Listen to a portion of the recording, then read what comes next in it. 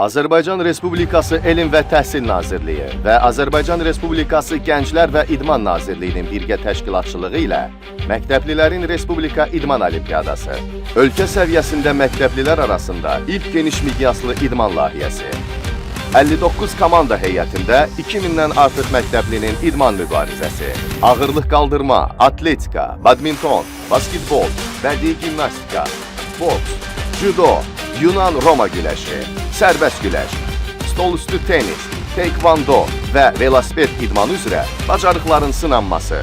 İyunun 20-sində Bakı Kristal zalında açılış mərasimi ilə start götürəcək Olimpiyada 21-26 iyun tarixlərində keçiriləcək.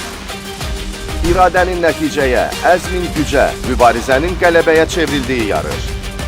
Ən güclü məktəbli idmançıların fərqləndiyi meydan. Məktəblilərin Respublika İdman Olimpiyadası.